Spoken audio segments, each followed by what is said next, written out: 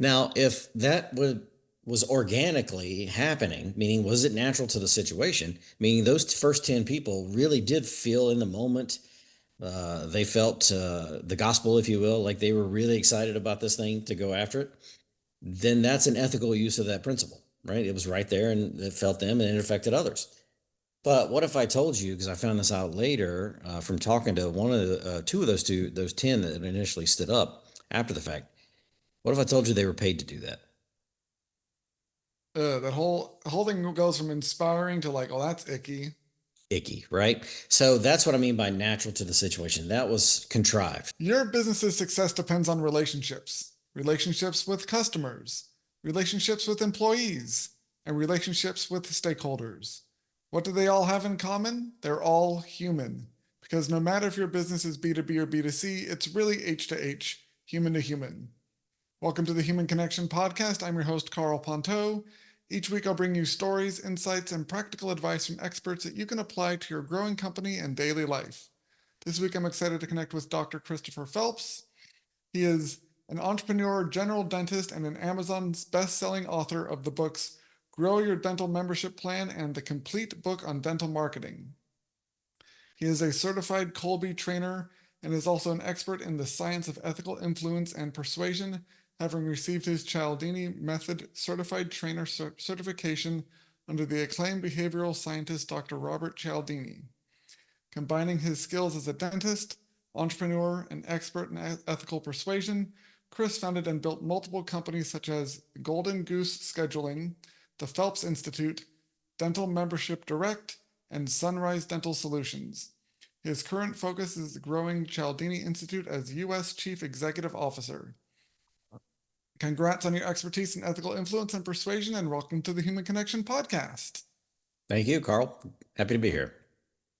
So I'm really excited to discuss more about this ethical persuasion and influence topic because there is a lack of trust in business and institutions in the world generally these days.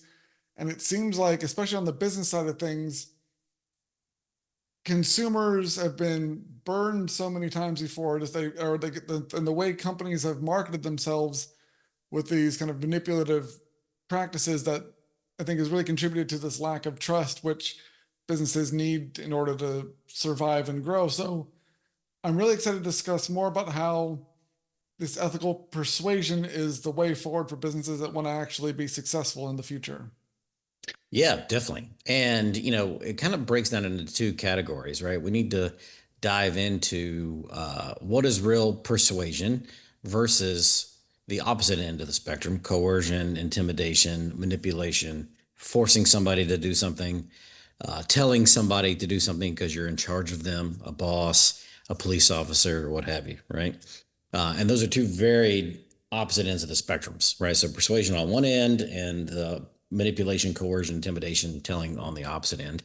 And then we can dig into, once we define what real persuasion is, like anything, it could be used for good or evil, right? So how do we know we're on the ethical side of the line in leveraging these principles, which are powerful levers to move people down a path, or are we leveraging them unethically in that way, right? How do we really know? So, I love old adages of human behavior because that's really what it speaks to. Behavior that doesn't change over time because it's about people. It's about, as you said, humans, and there's certain aspects of humanity that doesn't change. So one of those adages is when the cat's away, the mice will play. Right? Many of you out there have probably heard of that old saying. Well, what does that really mean, right? Well, in this case, the cat is the threat of force, right? And as long as the cat is there, the threat of force, the mice will do whatever the cat wants. But as soon as the threat of force is gone, what's the first thing the mice do? They play, meaning they go back to a different behavior. So ultimately, kind of what defines coercion, intimidation, manipulation, force, putting a gun to somebody's head, so to speak, telling somebody to do something, all of those in the scenario is that cat. Okay. In essence, if you don't feel like you have control of the situation, right? Somebody else is forcing you down a path because you don't feel like you're in control. That's really what it's all about. You don't really feel like you have a choice. So, choice and control. If there's no choice and no control, you're on that coercion, intimidation, forcing people down a path. Why is persuasion on the opposite end? Because it is all about giving people choices, right? We're not putting a gun to somebody's head and asking them to move down a path or say yes to your request or whatnot. So we're just framing things in a certain way that people are still in control of their destiny. Okay. By definition, persuasion is you as the recipient receive a message. You hear it, you see it, you read it, let's say, but something about that message changed your perspective about that thing. And when you changed your perspective, you started changing your thinking about that thing. And then ultimately, because you changed your thinking about it, you changed your behavior. So, and ultimately, you chose to do that. Nobody forced you to do that, right? Nobody made you do that, so to speak. So, persuasion is all about choice, and people are in control. The other side, they're not in control, if you will. So, does that make sense? Yeah, it makes sense to me. And I think it's something that when people are, especially in the marketing space or in the business space, when they're like they have been the last 20 years or so, are so focused on just getting like what they need from them. Like they're looking for a sale, they're looking for income, they're looking for what their business needs. They're not thinking about what the other person across the table from them needs. They're not thinking of them as a person, they're thinking of them as a client or a customer or a sale. And so it's easier or less, people aren't considering whether or not it's ethical or not, or whether it's manipulation or persuasion, because they've been so focused on just getting what they need. And so they don't think about the long term, sustainability of that behavior. And so I think it's important to consider the distinction between, like I said, the cat's away, the mice will play, versus getting the mice to want to do what you want them to do without having to be lording over them or being intimidating them all the time. Exactly. It totally eliminates micromanaging. So we can get out of telling people to do stuff, let's say our team members, right, employees, and getting to the habit of influencing them, persuading them to do stuff as well. When we persuade people, when the cat's away, the mice don't play. They continue that behavior because they chose it, right? They chose to think that way and to do that certain behavior. So it's extremely powerful to understand that. And, our intent should always be we want to tap into the persuasion side of things to change people's behavior, not the coercion, not the intimidation, not the force side. I mean, all of that is just, there are subcategories of this category called influence, right? And influence is just activities that you use to get people to change their behavior. So you can persuade them to get them to change their behavior. You can force them or coerce them to change their behavior. You could give them incentives, right? You can give them bonuses to change people's behavior, right? There's all kinds of things on the spectrum, but ultimately we want to stay on the persuasion side. But then that question comes up, well, how do we know the ethics of this? Just because I've studied Dr. Cialdini's 7 principles in this category, these 7 key levers, if you will, that all of us use to make the majority of our decisions, by the way, regardless of age, race, religion, culture, what continent you grew up on, etc. So just because I know I can move people down a path and influence them, should I? Right? And that's really where the ethics comes into play. How do you know if you should be tapping into these things? Because ethics is really subjective, is really the problem with it, right? That's why they call it your own personal code of ethics, because it's based on your experiences to date, your parents, your culture, your religion, right? Everything that's happened to you up to this point has shaped your own personal code of ethics. Well, if it's subjective, meaning it's up to you, well, that means it's up to everybody individually. It creates another spectrum, right? Where this is where we get into trouble. So somebody may say this certain topic or whatever it is unethical. You should not be doing that. Whereas other people may be on the other end and say, what do you mean? It's totally ethical. Who's right? Who's wrong? Right? So there's a danger in this subjectivity realm. So Dr. Cialdini spent a lot of time trying to study this in numerous behavioral science research study after studies, trying to figure out what are some objective criteria we could use to kind of rise above this subjectivity, right? And if we can objectively answer a yes to 3 key questions, then if these persuasion principles are present in a situation, then you should feel good about tapping into them. You should be confident tapping into them, knowing that you're on the ethical side of the line in doing so, right? So, what are these criteria? What are these questions? Well, the first one's fairly straightforward. Is it true? Not kind of true, not sort of true, not the half truth, but the whole truth, right? So, from a marketing standpoint, for instance, probably the scarcity principle is probably the most abused unethically of all of Cialdini's principles. And scarcity just means that when resources are limited or dwindling, suddenly we want it more. And it's kind of escalated by the fact that if the quantity of this thing is really limited, like there's only a couple left, it really motivates people to want that thing and do more to get it. So if you're selling a product, good or service, and you say, "Hey, here's this product, good or service, but you better grab it now. There's only two that remain."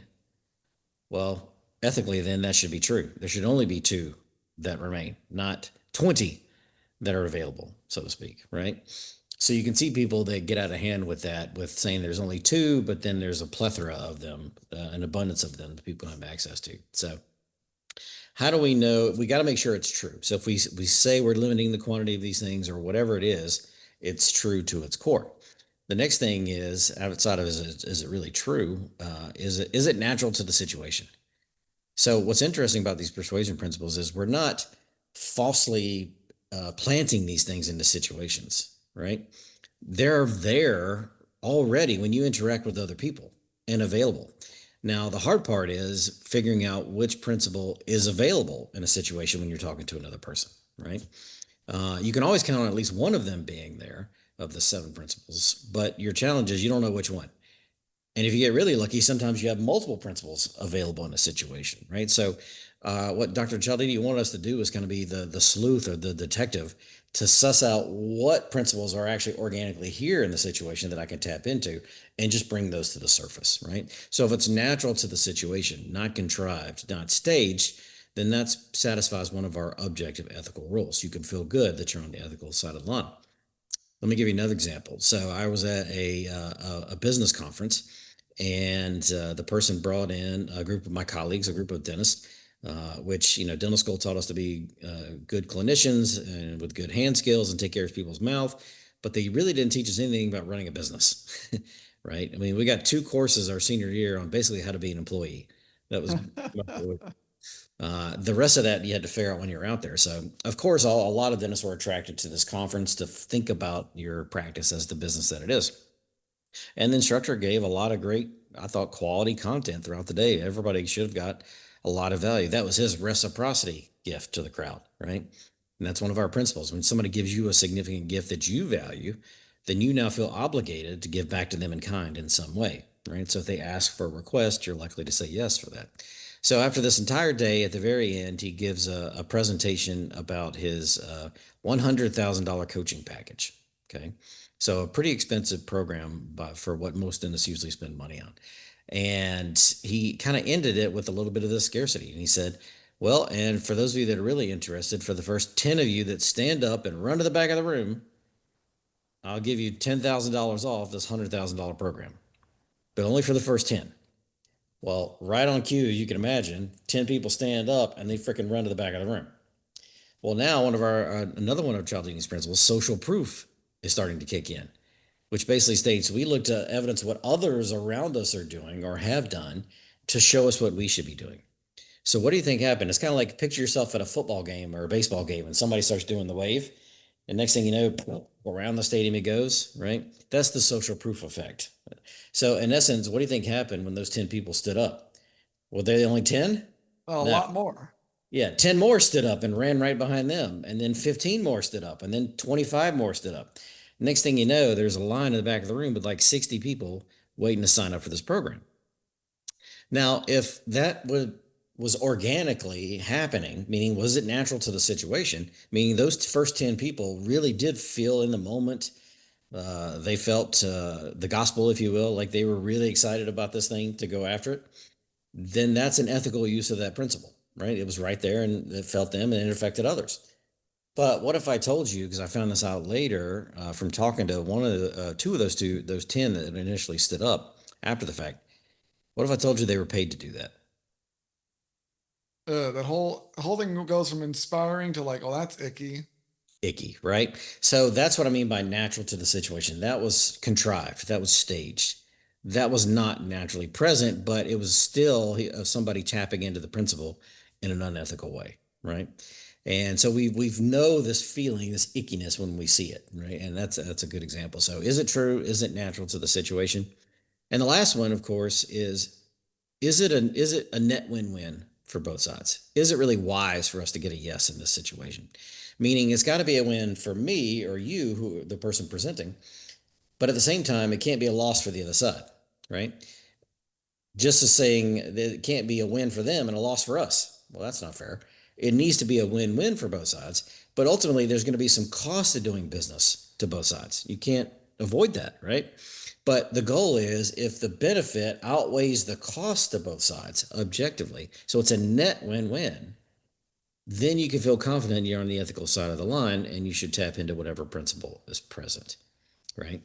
Um, so you can probably know the win-win is easy for both sides. Hey, I get the business today, they get some service or benefit that we believe in. But at the same time, to be on the objective side, there should be an objective cost to both sides if we get a no. So yeah, we miss out on the business today, but what does that person miss out on? In my world in dentistry, it's easy. When a patient comes in and they don't move forward with treatment today, if I didn't influence them properly to do so, well, I know that that dental condition they came in with doesn't just stop. It is going to get worse. And I know that the longer they wait, it is going to cost them more time, money, and pain. So think of the scarcity of that for your clients. Like objectively, what is it going to cost them for a no today? If they come back to you a year from now, 5 years from now, 10 years from now, and they want this thing, how much have they lost between now and then? So if there's an objective cost to both sides for a no, as well as an objective win, then we know we're on the right side of the line. It makes a lot of sense. And it's interesting how immediately the, and easy it is to actually, at least in these examples you gave, see how ethical an action is or not, or it wasn't by those scenarios. Like the example you gave of the dental convention thing, that when it initially explained the situation of like the 10 people getting up and it causing that ripple effect with the social proof and stuff, it seemed like, well, that seems like a great like ethical thing. But when you learn that it's those first 10 people were paid to do it and it was manipulation, immediately you get like I said, that ick feeling just overwhelms the entire thing. And then like again, like the trust is now gone with that speaker and the program, and everything is just like, and then if he's ever going to rebuild that trust, it's going to take a lot more time and effort, and probably like not actually ever regain the trust with people if they learn that, oh, you were manipulated into buying. So the one, I think I'm really glad you shared these three kind of criteria for if a persuasive tool is ethical or not, because it doesn't take a lot of time and effort to necessarily figure out that stuff. If you really understand what you're doing and who your audience is and stuff, and then the impact, taking the time to figure out, is this ethical, and actually caring about it, really does reveal the long-term cost, like you said, of like what's the cost of getting the business versus not getting the business. Even if they do say yes, is it a win-win or not? Because if you actually end up paying for it more in the future because yeah, they bought in now, but they have like that buyer's remorse and they leave, they don't stick around a long time, like the lifetime value is not there because they didn't really want to buy it, or they realize they're manipulated, and then they go and tell all their colleagues that, oh, I kind of got tricked into buying this thing.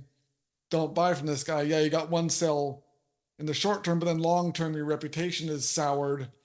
It makes acting unethically a lot more costly than I think people realize in the moment.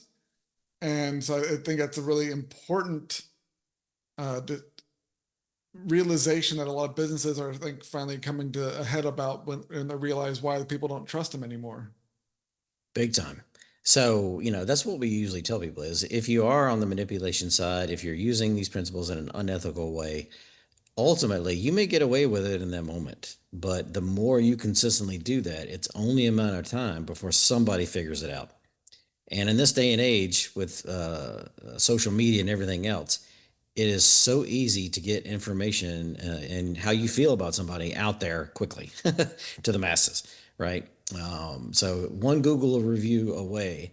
And like I always say, if somebody has a good experience with you, if you're lucky at best, study showed they'll tell maybe one or two people. But if they have a bad experience with you, how many will they tell? Everyone, right? And so the more that know Everybody. that spreads, yeah, you lose that trust, you lose credibility, and that is really hard to get back. Yeah, well, thank you so much for connecting with me today, Christopher. If you enjoyed this episode of the Human Connection podcast, please like, leave a review, and share it. If you'd like to connect with myself or Christopher, check out the links in the show notes. And remember, no matter if your business is B2B or B2C, it's really H to H, human to human. Happy connecting.